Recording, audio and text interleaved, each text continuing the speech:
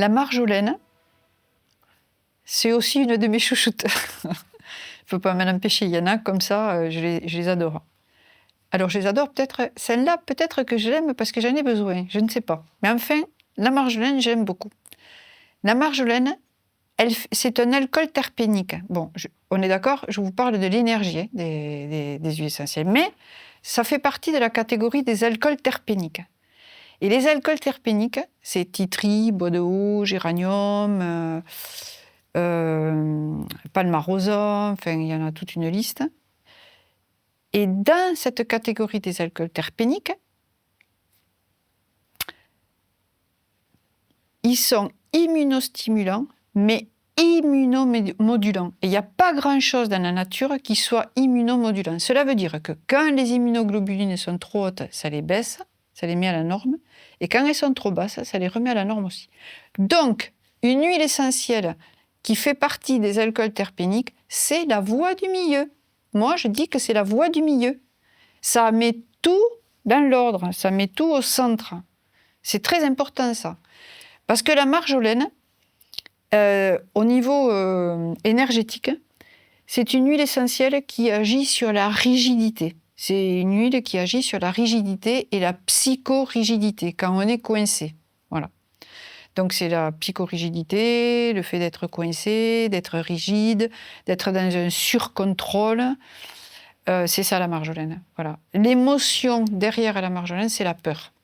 C'est quand il y a des peurs. Donc, elle agit sur les phobies, sur les peurs. Par exemple, dans un EHPAD, où je suis allée il y a quelques années faire une formation, il y a une dame qui me dit « Ah ben, tiens, justement, ça tombe bien que vous soyez là, dans le groupe. Hein. » Elle me dit « On a un souci avec une résidente qui ne veut pas être lavée par une fille qui est d'origine maghrébine ou, je ne sais plus, elle s'appelait Zora, par exemple.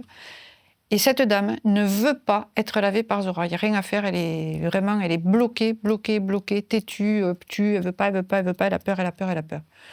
C'était un EHPAD qui était au fin fond de je ne sais plus quel département, à 40 minutes de Arles, à côté des Cévennes, dans un endroit où cette dame-là, âgée, qui ne veut pas être lavée par Zora, elle n'a jamais mis les pieds à Arles. Vous vous rendez compte, c'est incroyable. Elle a 95 ans, elle n'a pas connu les voitures, enfin, elle a été mère au foyer, etc. Elle n'a jamais mis les pieds dans une grande ville. Donc, elle n'a jamais voyagé, elle n'est jamais sortie de son trou. Après, ce n'est pas un jugement, c'est juste un constat, elle n'a pas ouvert son esprit. Donc, si on lui a dit que les Arabes sont des gens mauvais, par exemple, eh bien, elle a incrusté ça. Et quand elle voit Zora avec toute sa gentillesse, elle ne peut pas le voir, ça. Elle ne veut pas par protection. Et puis, on ne sait pas aussi ce qui s'est passé dans son intimité, qui est rentré dans son intimité et qui lui a fait peur. Bon, il y a tout un tas de paramètres. Mais en tout cas, je leur ai dit, diffusez de la marjolaine. Donc, qu'est-ce qu'ils ont fait ? Ils ont pris un diffuseur, ils ont diffusé de la marjolaine. Alors, ils étaient à la chambre, par exemple, 14, ils font le ménage et tout ça. Hop, ils mettent le diffuseur. Elles font pour qu'il y ait 20 minutes de diffusion. Et quand elles sont arrivées à la chambre de cette dame, elle n'avait aucune résistance. Elle s'est laissée faire. Et non seulement elle a apprécié, mais elle a dit « Oh mon Dieu !»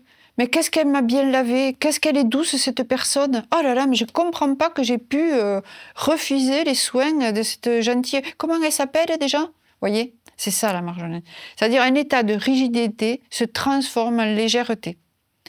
Elle agit sur le système nerveux central. Elle est super importante, la marjolaine, vraiment. Et d'ailleurs, c'est l'huile de lumbago. Je l'ai écrit aussi dans le livre sur... les troubles musculo-squelettiques, quand on a un lumbago, il y en a une à utiliser, c'est la marjolaine.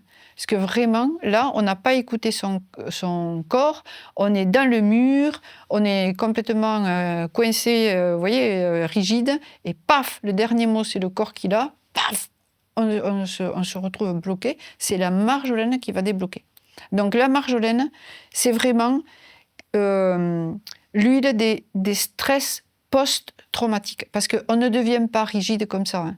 On ne devient pas hyper contrôlant comme ça. Hein.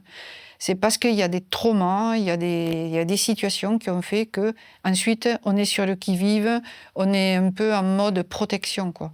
Et la marjolaine, c'est une huile qui renforce la protection, mais pas dans le contrôle. Voilà.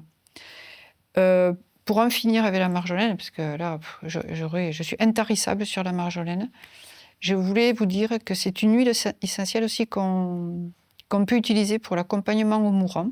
Ce n'est pas une huile dite de passage, ce n'est pas une huile qui modifie l'état de conscience, mais quand les gens, dans leur dernière heure, vraiment, sont paralysés de trouille, qui sont comme ça, serrés, qu'il y a une rigidité cadavérique, quand les soignants massent les pieds avec de la marjolaine, il y a tout le corps qui se détend. Et ça, vraiment, c'est incroyable. Ça, c'est factuel, quoi. C'est pas une vue de l'esprit.